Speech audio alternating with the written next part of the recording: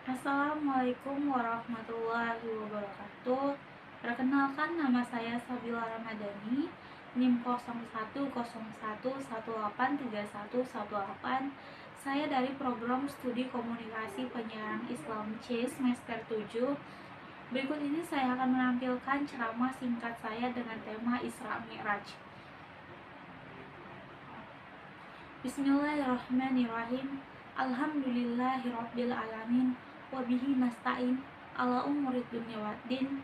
Assalatu wassalamu ala asrofil anbiya'i wal mursalin wa ala alihi wa sahbihi ajmain. Amma ba'du. Rabbi shrahli sadri wa yassir li amri wahlul 'uqdatam min lisani yafqahu qawli. Puji dan syukur marilah kita panjatkan kehadirat Allah Subhanahu wa Ta'ala yang telah memberikan kita kesehatan dan keselamatan. Salawat serta salam semoga selalu tercurahkan kepada junjungan kita, Nabi besar Muhammad SAW. Allahumma sholli ala Sayyidina Muhammad wa ala ali Sayyidina Muhammad. Setiap tahun umat Islam di seluruh dunia memperingati Isra Mi'raj setiap tanggal 27 Rajab. Seperti yang kita ketahui bahwa Isra Mi'raj merupakan sebuah perjalanan Nabi Muhammad yang telah terjadi dalam waktu semalam. Isra diartikan sebagai perjalanan dari Masjidil Haram atau Mekah menuju ke Masjidil Aqsa atau Palestina. Sedangkan Mi'raj merupakan perjalanan dari Masjidil Aqsa menuju Sidratul Muntaha atau langit ketujuh. Isra Mi'raj merupakan kejadian yang luar biasa karena di dalamnya banyak kisah dan pembelajaran yang dapat diambil oleh umat Nabi Muhammad SAW. Lalu apa saja pembelajaran yang bisa kita ambil dalam memperingati perjalanan Isra Mi'raj? Isra Mi'raj merupakan bentuk kasih sayang Allah kepada Nabi Muhammad SAW. Perjalanan Isra Mi'raj diperkirakan terjadi pada tahun ke-10 kenabian. Di tahun ini beliau harus kehilangan dua orang yang sangat dicintainya, yaitu pamannya Abu Thalib dan istrinya Siti Khadijah. Tahun ini disebut dengan tahun kesedihan karena beliau harus kehilangan dua orang yang sangat membantu beliau dalam mengembangkan dakwah Islam di Mekah. Oleh karena itulah Allah mengutus malaikat Jibril untuk menghibur beliau dan terjadilah peristiwa Isra Mi'raj tersebut. Perjalanan Isra Mi'raj ini sebagai pelipur lara Nabi Muhammad setelah ditinggalkan oleh dua orang yang sangat beliau cintai. Seperti yang kita ketahui, perjuangan beliau dalam menyebarkan agama Islam banyak mendapat tantangan dan penolakan dari kaum Quraisy. Beliau bahkan harus dimusuhi oleh pamannya sendiri, yaitu Abu Jahal dan Abu Lahab. Namun beliau tidak pernah menyerah dan terus berjuang untuk menyebarkan agama Islam. Hanya sedikit dari kerabat beliau yang mendukung dakwah beliau. Salah satunya adalah Siti Khadijah dan Abu Thalib. Mereka berdua memiliki peran yang sangat penting dalam mendukung dakwah Nabi Muhammad SAW. Siti Khadijah rela memberikan seluruh hartanya untuk membantu dakwah beliau.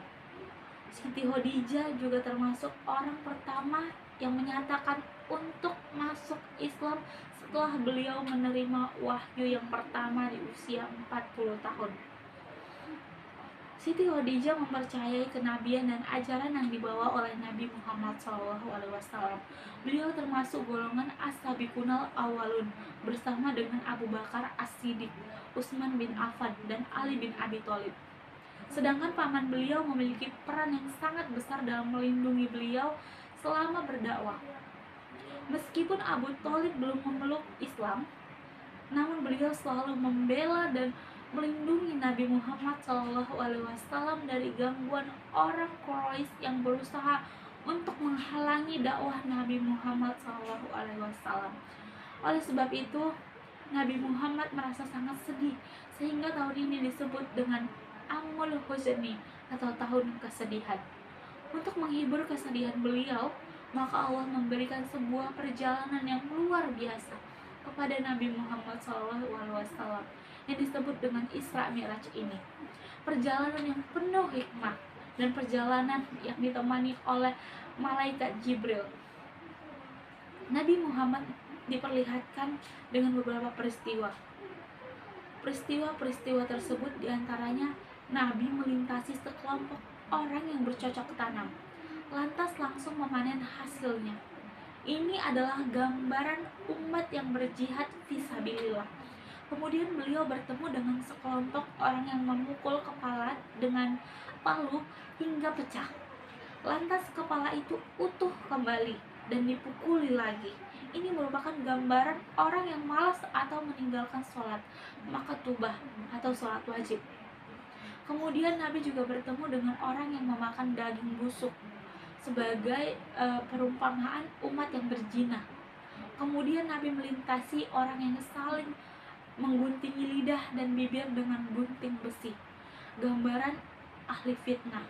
Peristiwa-peristiwa tersebut merupakan sebuah pembelajaran yang sangat penting, bahwa setiap perbuatan yang kita lakukan di dunia itu pasti ada balasannya, baik itu kebaikan maupun keburukan. Semua akan mendapat balasannya. Selain melihat peristiwa-peristiwa tersebut, Nabi juga bertemu dengan beberapa nabi terdahulu, seperti Nabi Adam di langit pertama, Nabi Isa dan Yahya di langit kedua, Nabi Yusuf di langit ketiga, Nabi Idris di langit keempat, Nabi Harun di langit kelima, Nabi Musa di langit keenam, dan Nabi Ibrahim di langit ketujuh. Diwajibkannya sholat 5 waktu. Peristiwa Isra Mi'raj ini, Nabi Muhammad SAW berkesempatan bertemu dengan Allah Subhanahu wa Ta'ala secara langsung. Dalam pertemuan ini, Allah Subhanahu wa Ta'ala memerintahkan kepada Nabi Muhammad SAW untuk menjalankan sholat. Awalnya beliau mendapat perintah untuk menjalankan sholat 50 waktu. Namun ketika turun dan bertemu dengan Nabi Musa, beliau mendapat nasihat bahwa umat beliau tidak akan mampu melaksanakan sholat 50 waktu. Beliau pun kembali menghadap Allah Subhanahu wa Ta'ala dan menyampaikan apa yang beliau dapat dari Nabi Musa. Kemudian Allah pun memberikan keringanan menjadi 45 waktu. Ketika bertemu Nabi Musa lagi, beliau mendapat nasihat yang sama. Beliau pun kembali menghadap Allah. Begitu seterusnya, hingga Allah memberikan keringanan menjadi 5 waktu. Ketika bertemu Nabi Musa lagi, beliau masih mendapat nasihat yang sama. Namun beliau sudah malu untuk menghadap kembali kepada Allah Subhanahu wa Ta'ala. Isra Mi'raj memang identik dengan peristiwa perintah sholat 5 waktu. Karena peristiwa inilah beliau mendapat perintah untuk menjalankan sholat.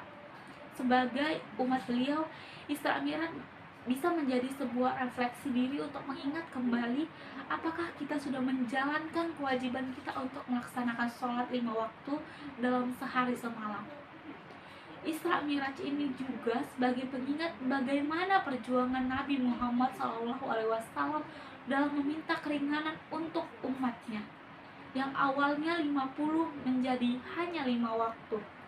Sudah seharusnya sebagai umat beliau momentum Isra Mi'raj ini menjalankan kewajiban tersebut sebagai bentuk ketaatan kita kepada Allah Subhanahu wa Ta'ala dan juga meneladani perjuangan Nabi Muhammad SAW. Isra Mi'raj sebagai ujian keimanan. Setelah perjalanan luar biasa yang terjadi dalam semalam tersebut, beliau pun menyampaikan apa yang beliau dapatkan dari peristiwa tersebut. Namun banyak yang mengejek, bahkan ada yang menganggap beliau tidak waras, karena mana mungkin beliau melakukan perjalanan yang sangat jauh dalam waktu semalam. Namun sahabat beliau yaitu Abu Bakar As-Siddiq percaya dan membenarkan semua perkataan beliau. Peristiwa Isra Mi'raj menjadi ujian keimanan bagi umat beliau yang baru masuk Islam. Apakah akan percaya atau tidak? Sebagai seorang nabi, tentu beliau memiliki sifat wajib, yaitu sidik, yang artinya jujur dan benar, amanah atau dapat dipercaya, kemudian tablik, menyampaikan, dan fatonah yang artinya cerdas. Tentu saja apa yang disampaikan oleh beliau adalah kebenaran, karena beliau adalah seorang nabi dan rasul yang tentunya memiliki keempat sifat kenabian. Namun banyak umat beliau yang tidak membenarkannya dan kemudian berpaling. Dari peristiwa ini kita dapat belajar bahwa semua perbuatan dan perkataan beliau adalah kebenaran. Meski sekarang kita sebagai umat beliau tidak bertemu langsung dengan beliau, namun kita bisa belajar dari Al-Quran yang diturunkan kepada beliau sebagai petunjuk untuk umatnya, dan juga hadis beliau yang diriwayatkan oleh sahabat-sahabat beliau. Al-Quran dan hadis merupakan peninggalan dari Nabi Muhammad SAW, karena kedua hal tersebut merupakan petunjuk dan pedoman bagi umat manusia. Sebagai umat beliau, kita harus meneladani sifat-sifat beliau, karena beliau merupakan suri tauladan dan penyempurna akhlak manusia. Meneladani sifat beliau dapat kita lakukan dengan menjalankan apa yang beliau ajarkan dalam kehidupan sehari-hari. Mungkin hanya itu yang dapat saya sampaikan. Lebih dan kurangnya saya mohon maaf. Billahi taufiq wal hidayah. Wassalamualaikum warahmatullahi wabarakatuh.